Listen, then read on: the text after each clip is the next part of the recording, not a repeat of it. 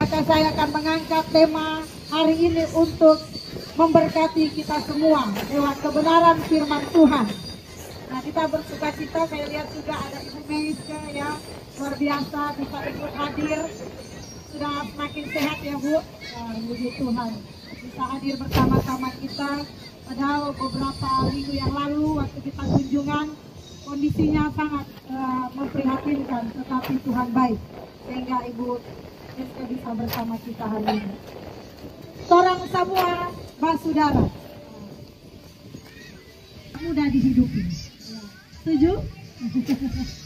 Jangankan bicara torang Manado, torang bicara kakak beradik, sepupu, itu aja susah. Nggak beradik, kembar aja susah untuk akur. Jadi torang sama basudara, rambut boleh sama hitam, tapi hati siapa yang sama. Untung kita tadi ketilang. Jadi rambut sama hitam, pikiran bisa berbeda-beda ya. Jadi untuk menyatukan, untuk bicara torang sama basudara, ini adalah kalimat yang mudah diucapkan tapi tidak mudah dihidupi. Bisa dihidupi kalau semua baik, tapi susah dihidupi kalau dia nggak tahu mau. Nah, ini persoalannya. Kita harus percaya bahwa kita ini semua adalah orang-orang yang akan mewarisi kerajaan surga. Amin. Kita itu dipersiapkan jadi anggota kerajaan surga. Dan itu adalah tujuan Tuhan Yesus supaya kita semua bisa masuk surga. Nah, tinggal bagaimana kita menjalani perintah Tuhan. Kita mau masuk surga atau tidak ya. Jadi gereja itu punya tugas untuk mempersiapkan umat Tuhan masuk surga. Lulus masuk surga, sama seperti sekolah. Sekolah mengajar murid-muridnya supaya lulus. Demikian pun gereja punya tanggung jawab supaya semua jemaat atau orang percaya dipersiapkan masuk kerajaan surga. Tinggal bagaimana Bapak Ibu kita hidupi. Nah, tolong semua basudara ini, saya sebagai hamba Tuhan berharap itu sehingga kalau boleh organisasi atau perkumpulan yang lain datang bertanya di IKM Basrelang. Apa kuncinya sehingga IKM Basrelang bisa benar-benar bersatu dan benar-benar menerapkan torang semua basudara. Nah, jadi saudara akan menjadi pusat percontohan. Nah, ini tidak mudah ya. Saya mengikuti sedikit dari persiapan pengurus. Saya lihat tidak ada panitia yang dibentuk berbulan-bulan atau ada sebuah susunan pengeluaran atau dana yang tersusun rapi. Tetapi saya melihat ada sedikit spontanitas, tetapi karena ada kesatuan, hari ini boleh terjadi. Nah, ada orang berpikir, aduh kalau spontanitas susah. Sebenarnya kalau ada kesatuan, spontanitas itu bisa terjadi ya. Ada orang sudah susun panitia 1 tahun, ya nggak bisa seperti ini atau berjalan dengan baik. Nah, Bapak Ibu Saudara, kita dengan ikhlas harus berjalan sesuai dengan pikiran dan perasaan Roh Kudus. Bergaul dengan Allah, perjumpaan dengan Tuhan harus terus terjadi. Kalau hidup kita mengikuti apa kata firman, pasti hidup kita jadi unggul dan cerdas. Nah, ciri orang yang hidup seperti Yesus adalah orang yang memiliki hati penuh belas kasihan. Karena perasaan Tuhan itu belas kasihan. Kesenangannya Tuhan, ya kadang-kadang saudara, orang yang punya hati seperti Yesus, kalau melihat orang berdosa jatuh, dia akan merasa seperti dia juga ikut jatuh. Itu yang punya hati seperti Yesus, ya, tidak ikut menghakimi. Kenapa saya mengangkat ini?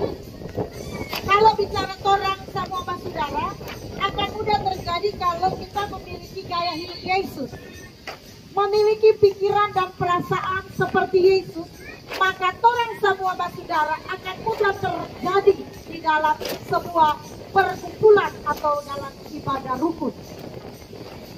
Hati Yesus itu mudah tersentuh oleh belas kasihan.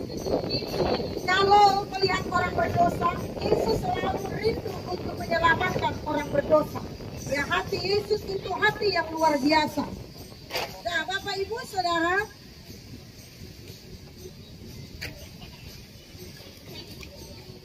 kalau kita melihat betapa hebatnya Tuhan Yesus, maka kehidupan kita akan menjadi luar biasa bila kita mengekspresikan perasaan Tuhan Yesus.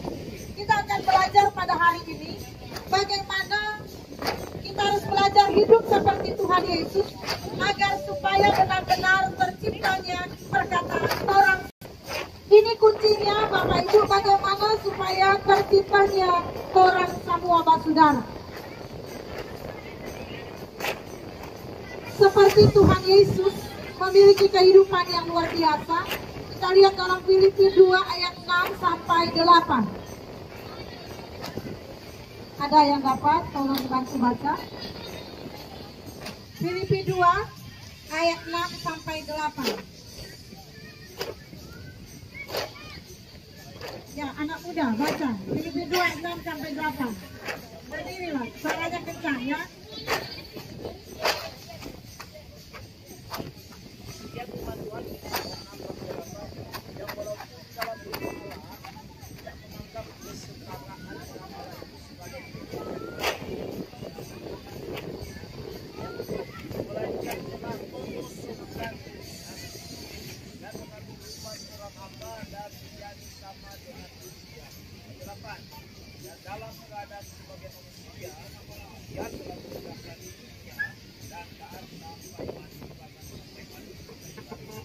Terima kasih Bapak Pendeta Erwin.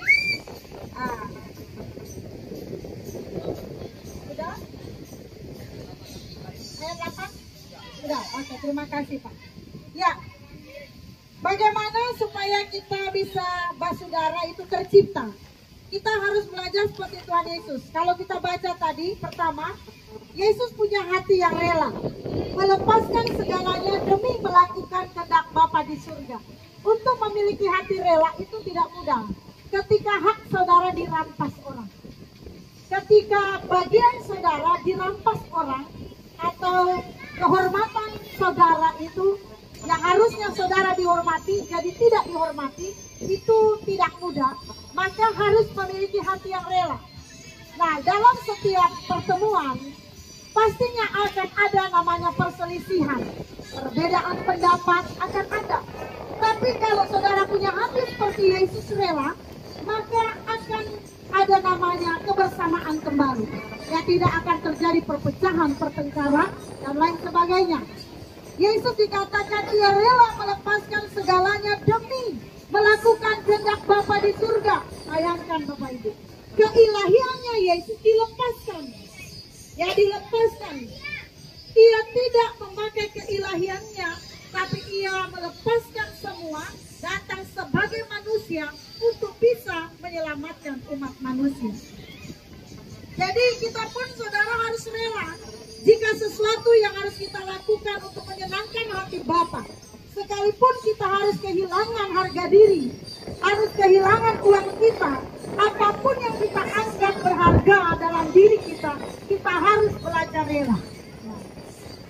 Rela ini nggak gampang, saudara. Kehilangan handphone aja kalau nggak rela, saudara bisa hilang. Ya. Saudara punya uang, kalau hilang, saudara nggak rela, saudara bisa hilang. Kenapa banyak orang bisa stres, depresi, sakit jiwa? Karena mereka tidak rela sesuatu yang tidak menyenangkan terjadi dalam hidup mereka. Yang kedua, Yesus merendahkan diri, mengambil rupa seorang hamba dan menjadi sama dengan manusia. Walaupun dia adalah anak Allah, Yesus rela merendahkan dirinya. Nah, ini Bapak Ibu bicara kerendahan hati, ya. Kerendahan hati ini butuh, yang dibutuhkan oleh setiap anak-anak Tuhan. Kalau orangnya nggak rendah hati, maka pastinya kerendahan hati lawannya adalah kesombongan, ya. Sombong lawannya rendah hati. Kalau saudara mau tes saudara sudah rendah hati, ya orang lain akan merendahkan saudara, ya. Nah, apa satu mana Betty? Ketahuan saudara itu orang yang rendah hati itu dari situ. Ketika saudara tidak dianggap atau direndahkan, ya. Misalnya Ibu Popi, karena Ibu Popi kita tahu agak susah tersinggung, pakai dari Ibu Kopi Penama, Ibu Iren. Misalnya Ibu Iren sudah lelah bekerja, ya, sudah lelah di IKM, tapi tiba-tiba orang itu nyedak anggap, ya, ketika Ibu Kopi Solala, aduh kita Solala, apa suatu Kanada Becky? Kalau Ibu Kopi nggak rendah hati, pasti akan tersinggung, kurang ekor. Solala kita berkorban di IKM, kok orang bilang apa suatu Kanada Becky? Berarti kalau kita tersinggung, orang maraju, orang nggak rendah hati. Nah, kalau nggak ada rendah hati susah akan terjadi ya orang semua basudara. Karena sekali lagi sama rambut kita hitam, tapi hati bisa berbeda, pikiran bisa berbeda. Yang ketiga, dan dalam keadaan sebagai manusia, Yesus taat sampai mati di kayu salib. Ketaatan Yesus harus kita contohi, harus kita teladani. Ya, kenapa kadang-kala kita tidak bisa melihat sesuatu yang besar terjadi dalam hidup kita? Karena kita nggak taat. Kita hanya melakukan sesuatu yang menyenangkan hati kita, yang tidak enak, tidak kita buat. Atau kita buat tetapi tidak sampai selesai. Karena mungkin sudah tersinggung, mungkin sudah sakit hati. Akhirnya nggak selesai pekerjaan itu. Kurang adanya ketaatan. Bapak Ibu, sehebat-hebatnya apa yang saudara lakukan, kalau tidak taat, maka saudara tidak akan menerima kemuliaan dari Bapa. Yesus menerima kemuliaan, kehormatan yang gila-gemilang dari Allah Bapa di surga. Kenapa? Karena Yesus taat sampai mati. Contoh ketaatan Yesus bukan pada saat ia dalam keadaan senang, tapi Yesus berjalan dalam penderitaan. Tetapi ketaatan Yesus sempurna di mata Allah Bapa. Sampai dikatakan ia mati di kayu salib karena hanya untuk melakukan kehendak Bapa, menyelamatkan umat manusia. Bapak Ibu Saudara, perhatikan nasihat Paulus dalam Filipi 2 ayat 1 sampai 5. Nasihat Paulus dalam Filipi 2 ayat 1 sampai 5.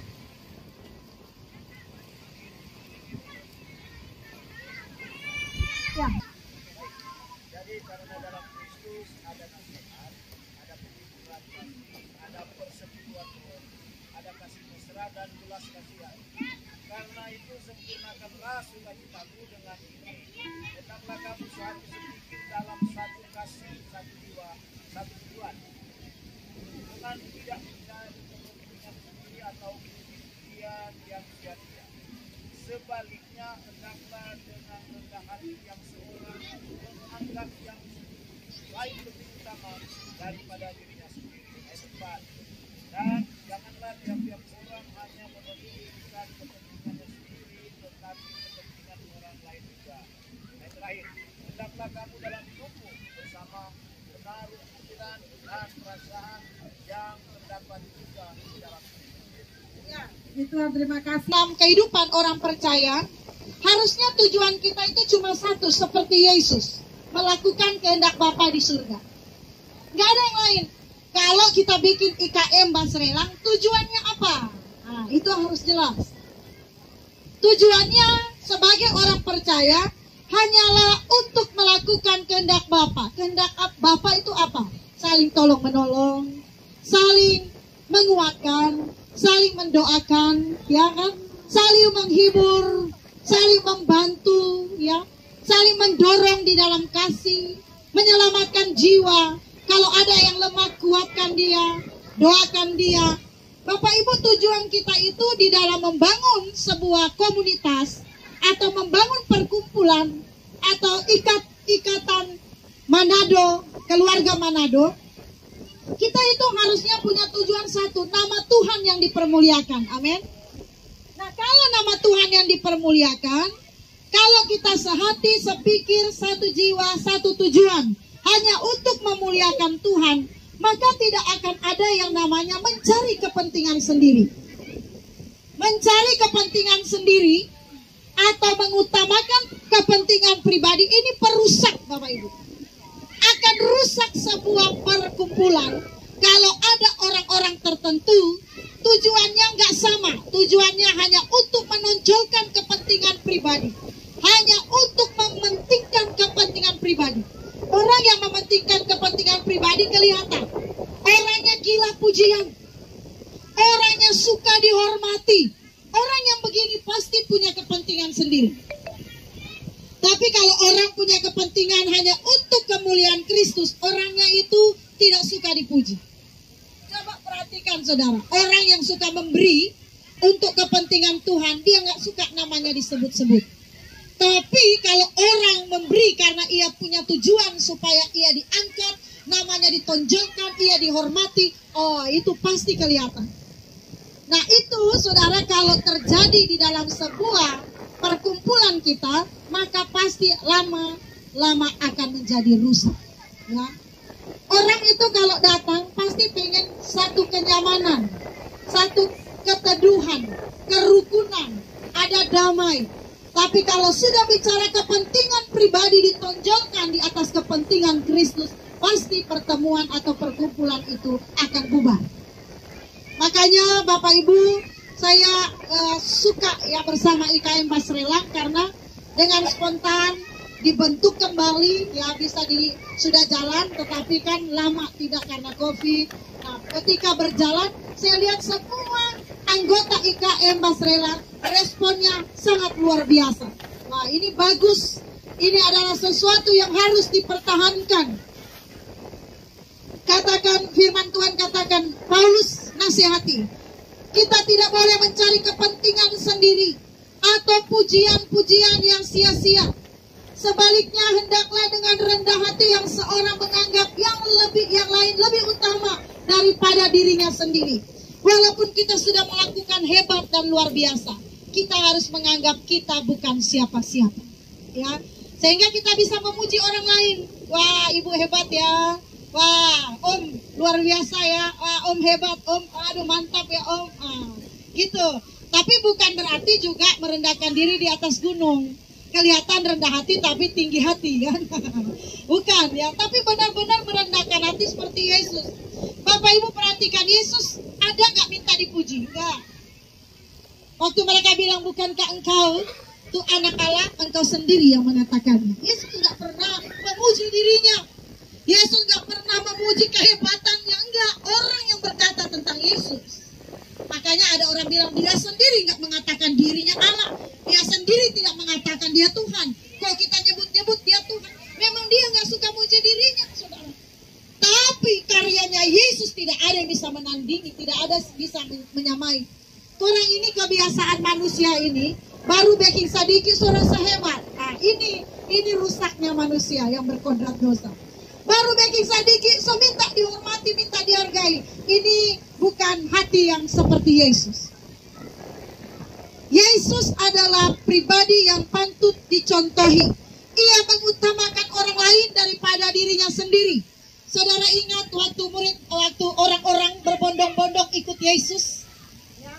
Waktu mereka banyak orang, 5.000 orang kurang lebih mengikut Yesus.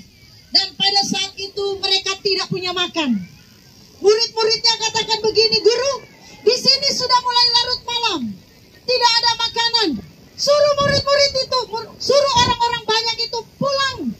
Karena kalau dorang sama-sama di sini sampai malam, dorang mau makan apa? Kan? Itu murid-murid Yesus tuh komplain ke Yesus, suruh mereka pulang, sudah mulai larut malam. Ya mereka nggak boleh di sini kasarnya, nggak ada makanan. Tapi Bapak Ibu perhatikan apa kata Yesus? Apa yang ada padamu? Jangan suruh mereka pulang, kasih mereka makan. Apa yang ada padamu? Dan mereka berkata, hanya ada 5 roti dan 2 ikan. Bagi, kasih ke sini. Dan Yesus mengucap syukur. Dan akhirnya dibagi-bagi kepada banyak orang. Artinya apa, saudara? Yesus rela menderita demi banyak orang. Pengorbanannya ia lakukan demi banyak orang. Yesus tidak pernah mengorbankan orang lain demi kesenangan dirinya. Tapi Yesus dalam hidupnya rela menderita demi orang lain. Ini hebatnya Tuhan kita. Nah, harusnya kita punya pribadi seperti Tuhan. Bapak Ibu, saya itu kalau dalam satu perkumpulan, pertemuan ada perbantahan, saya undur. Saya menjauhi perbantahan. Saya berusaha menjauhi keributan. Karena apa, saudara? Karena kita itu anak-anak Tuhan dipanggil untuk membawa damai. Orang yang membawa damai disebut anak-anak Allah. Berarti kalau nggak membawa damai anak, ada yang berani? Kalau nggak membawa damai anak siapa? Ah ya, biar jangan saya yang ngomong. Ya. Nah, kita harus belajar seperti Yesus. Bapak Ibu, ini firman Tuhan luar biasa. Kalau ini diterapkan oleh pengurus dan anggota IKM ini akan dicari orang Manado. Aduh, orang Manado, kita ada dengar, ada IKM Basrelang. Siapa DP ketua? Kita mau bergabung. Ya, ada usah Pak Frans yang cari-cari. Ya. Nggak usah Pak Frans yang mesti mengemis-ngemis. Enggak. Dengan mendengar cerita tentang IKM Basrelang, dorang betul-betul saudara, orang cari IKM Basrelang. Percayalah, saudara tahu nggak, Yesus itu karena hidupnya, maka ia dicari banyak orang. Ketika orang mendengar ada Yesus, berbondong-bondong orang mendatangi Yesus, betul kan? Coba baca firman Tuhan. Ketika mereka katakan Yesus di sana, orang datang ke tempat. Waduh, orang cari Tuhan Yesus. Karena apa? Hidup Tuhan Yesus, karya Tuhan Yesus yang luar biasa. Jangan sampai dibilang, ada IKM Basrelang, sudah jauh, jauh-jauh dari sana. Jangan. Ada ibu itu loh di IKM Basrelang, kita coba bergabung. Jangan sampai gara-gara torak orang takut bergabung, ya kan? Tadi mau bergabung di IKM, ada ibu itu, ada bapak itu, ini bahaya. Tapi kalau ada saudara orang datang, berarti saudara salah satu orang yang disukai. Orang sudah mulai hidup seperti Yesus. Hendaklah kamu dalam hidupmu, ya. Dan janganlah tiap-tiap orang hanya memperhatikan kepentingan sendiri, tetapi kepentingan orang lain juga. Sama itu, saudara, ya. Jadi saya kasih contoh. Satu kali saya naik bus, itu kan sudah ditulis. Kalau orang tua, orang sakit, ibu hamil, kasih duduk. Orang yang nyanda berdiri, kan ada tulisan begitu. Satu kali saudara lagi berdiri, ada cowok ya, udah duduk manis, terus orang udah nyinggung gitu. Itu ada orang tua kasih duduk. Nggak mau dia tetap duduk. Dia bilang, saya juga lelah, saya juga capek. Ngapain saya kasih duduk orang lain? Nah, ini kan orang yang mementingkan diri sendiri. Ini susah, saudara, untuk membawa supaya orang mengutamakan kepentingan orang lain, itu susah. Kita selalu mengajar kepada jemaat, kalau kamu ada 2 roti, bagi kepada yang susah 1 roti. Lebih baik kita makan apa adanya daripada engkau makan kenyang, yang lain kelaparan.